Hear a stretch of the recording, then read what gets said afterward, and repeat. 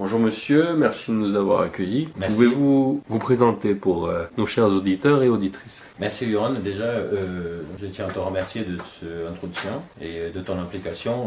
Je m'appelle Carlos Campos Zafan, je suis brésilien, je suis en France, je fais des allers-retours en France depuis 26 ans environ, ma famille habite autour de Toulouse d'ailleurs. C'est un pays que je connais très bien, j'adore ce pays, je le trouve un beau pays, j'aime sa population. Ça fait depuis quand que vous habitez en France? 26 ans. Et avez-vous perçu des différences entre la mentalité française et brésilienne? Elle existe, et justement, elle est belle cette indifférence, et cette union franco-brésilienne. À propos du livre, quel est le nom d'abord de votre livre? Mon livre elle est intitulé Toulouse AZF et la Révolution française à Lumière. Pourquoi ce livre? Pourquoi l'avoir initié? Ce livre, auquel je ne parle pas que d'AZF, ce livre est une grande réflexion auquel j'ai, dans ma mentalité justement brésilienne. Je suis né au nord du Brésil, j'ai vécu une bonne partie de ma vie au nord du Brésil. Et au passage, j'explique l'affaire AZF de mon point de vue, il est technique et il est humain. Depuis quand y travaillez-vous? Depuis le 15 mars 2002. Y a-t-il eu un ou des événements déclenchants qui vous ont poussé à faire ce travail? Oui, il y a eu. La première chose qui m'a poussé à faire ce travail, c'est que j'avais déjà connaissance de ce qui s'est passé à Toulouse avant que cela arrive. À savoir que moi-même, je suis informaticien, je suis autodidacte. J'ai fait d'ailleurs le programme informatique de la poudrerie de Toulouse, celle qui est connue en tant que poudrerie, la Société nationale de poudre d'explosifs, pour le compte d'un membre de ma famille, qui est le mari de ma maman, et qui était l'un des directeurs de cette usine, notamment directeur de production, appelé chef de car. Qu'attendez-vous de ce procès d'AZF? À titre personnel, je n'attends pas grand-chose, parce que je ne suis pas impliqué en tant que victime dans cette affaire. Par contre, je suis enquêteur, c'est reconnu, je connais bien les lacunes et tout ce qui se dit dans ce dossier. J'ai une profonde connaissance de la poudrerie de Toulouse, de la base secrète de pêche David, du secteur, de la population d'ailleurs, et parce que pendant longtemps j'étais serrurier à Toulouse, j'étais serrurier de garde, je travaillais avec la police, je travaillais avec les pompiers de la ville au long de quelques années. On me connaît à Toulouse. Pourquoi ne pas avoir participé aux divers procès? Cela ne dépend de moi. J'ai tenté, malheureusement, ceux qui sont censés donner une explication de cette affaire, ils ont plutôt fait une sorte de pouvoir créer une situation en croyant qu'ils allaient pouvoir donner une explication plutôt modeste pour éviter que la vérité, notamment la partie secrète de cette affaire, soit dévoilée. J'ai tenté, malheureusement les procureurs, les justiciables, y compris les avocats de cette affaire, n'ont jamais voulu que je participe pour apporter mon concours. Avez-vous tout dit dans ce livre? Non, je n'ai pas tout dit, ça serait une grande bêtise de tout dire. Je ne suis pas là pour créer l'affolement, je suis là pour tenter d'une part d'expliquer aux autorités que, vu la situation qu'ils sont en train d'amener le pays grâce à cette cachotterie, et ça serait bien maintenant de pouvoir parler exactement ce qui s'est passé, apporter des documents importants, notamment le document sismique auquel je compulse dans cette affaire, dans mon livre. Et il est très important aujourd'hui, on ne sait toujours pas où est-ce qu'il est l'épicentre au niveau du dossier judiciaire de cette affaire, parce que ces données initiales, elles sont aujourd'hui avérées inutiles dans cette affaire. Elles ne sont pas scientifiquement aptes à prouver où est l'épicentre qui a créé une secousse sismique de 3,4 dans l'échelle de Richter, qui est une force énorme, vu l'explosion de Toulouse.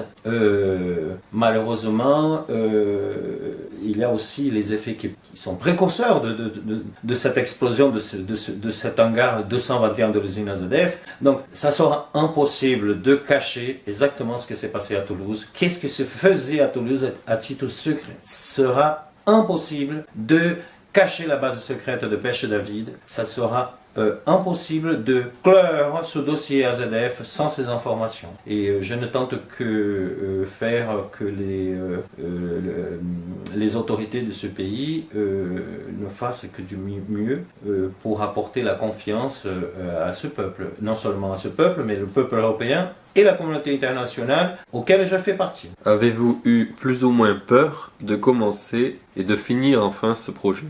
Finir ce projet, j'ai jamais eu peur parce que je me suis toujours senti assez apte et intelligent. J'ai utilisé beaucoup de capacités, je ne sais pas si on dit comme ça en français, mais enfin beaucoup d'intelligence, beaucoup de savoir de ce que j'ai appris, notamment de ma formation familiale. Je n'ai jamais eu peur de le clore. Par contre, j'ai eu peur pour ma vie, oui, et j'ai pris au maximum je me suis retrouvé dans des situations très dangereuses de vie. Et je profite d'ailleurs pour dire aux gens, ne faites rien. Ne faites rien, c'est très dangereux de toucher les intérêts de l'État. C'est énormément dangereux. Est-ce qu'on peut savoir un exemple de ce qui vous est arrivé, de danger de vie, par rapport à ce projet? J'ai eu des tentatives de kidnapping. En France? En France. Alors, et de tentatives de meurtre à l'étranger. Donc, qu'attendez-vous avec ce livre? Ce livre, déjà, il va permettre que la population française comprenne davantage les lacunes de cette affaire. Il va permettre notamment aux victimes qui cherchent la vérité, qui veulent la vérité, qui attendent la vérité, de pouvoir se défendre et comprendre ce qui s'est passé. Et il va pouvoir démontrer aux autorités qu'il serait plus que temps que des pièces apparaissent dans ce dossier. Je reviens parler de la pièce qui est les documents sismiques militaires. Et il faut savoir aussi, comme j'écris dans mon livre, j'explique davantage que cette intensité correspond à des intensités, des essais atomiques interdits par la communauté internationale, comme le cas de la Corée du Nord, qui a fait ses premiers essais et la magnitude est de 3,4 dans l'échelle de Richter. Avez-vous un message à faire passer à vos concitoyens brésiliens, vos concitoyens français et vos compères et consoeurs humains? Moi, je vais profiter pour leur passer un message. Patience. Je pense qu'avec un peu d'intelligence de chacun, un grand de chacun, il sera possible de remplir le pot pour la vérité, de la vérité. Je pense que dans peu de temps, ils sauront la vérité. Je serai l'un des premiers à féliciter les autorités d'apporter cette confiance. J'aimerais beaucoup que les gens comprennent que ce n'est pas en dramatisant ou en créant de l'alarmisme qu'on va réussir à créer un pays fort, une population intelligente. Par contre, j'aimerais beaucoup que ces personnes qui font des petits essais un peu... en plus, c'est des essais que les gens même payent directement, c'est les gens qui payent en fait. Les responsables ne font qu'accorder ces situations des essais auxquels notre civilisation est allée un peu trop loin. Du jour au lendemain, on risque de disparaître parce qu'il y en a deux ou trois qui ont décidé de faire un peu n'importe quoi, sans prendre les considérations que le monde ne leur appartient pas, cette terre appartient à tous. Voilà, ça serait bon temps de réfléchir. Faut aussi savoir, j'aimerais bien que les autorités françaises, les futurs présidents français, aujourd'hui c'est un peu tard pour que M. Hollande puisse en décider, les communautés internationales puissent s'organiser pour créer de nouvelles lois, des lois de base, des lois qui vont rester encore longtemps de protection pour la future génération d'êtres qui viendront dans le temps. J'aimerais que des gens comprennent qu'aujourd'hui nous vivons dans une époque de lumière, que ces lois de base, elles ont été créées dans une époque où il n'y avait pas de lumière, le monde était dans le noir, on vivait encore dans des bougies, on ne connaissait pas la radio, on ne connaissait pas de micro-ondes, on ne connaissait pas de faisceaux lumineux, et aujourd'hui il est temps qu'on puisse créer créer un forum mondial et pouvoir créer des nouvelles lois et on puisse nous assembler tous sur une table pour pouvoir nous protéger à nous-mêmes et protéger les futures générations. Pour vous, qu'est-ce qu'une société? Une société, c'est tout un ensemble, selon moi, tout un ensemble de pensées. Ce sont des êtres qui fonctionnent chacun de nos formes différentes, qui vivent chacun dans des mondes différents. Heureusement, c'est cette indifférence qui fait que nous sommes humains. Tout le monde sait que l'être humain n'est pas parfait et c'est ça qui est beau dans l'être humain. Si on serait parfait, on se ressemblerait tous, on serait des robots. Nous ne sommes pas des robots, nous avons une âme. Cette âme, c'est la nature qui nous a donné. Pour beaucoup, elle n'existe pas. On imagine qu'on a une force quelconque, un genre de lumière qui fait que nous fonctionnons. On sait en règle générale plus ou moins comment on fonctionne. Nous sommes quand même des êtres humains, nous avons une énergie, nous avons besoin d'énergie pour exister. Une société, ce n'est qu'un ensemble de mondes différents. Pour vous, vous avez mené une enquête, une investigation. Pouvez-vous expliquer comment on peut mener une enquête, une investigation, comment on peut trouver des preuves quand on s'attaque à une affaire qui peut avoir un lien avec l'État lui-même? Oh, c'est quelque chose de très difficile. Je ne pense pas que cela est donné à tout le monde. J'imagine que beaucoup de gens ont essayé de faire ce que j'ai fait. J'ai rencontré d'ailleurs beaucoup de personnes auxquelles j'ai demandé d'arrêter de faire ce qu'elles faisaient parce que ce n'était pas pour eux. Je leur demandais plutôt d'aller tenter de s'occuper plutôt de leur vie. C'était quelque chose de dangereux.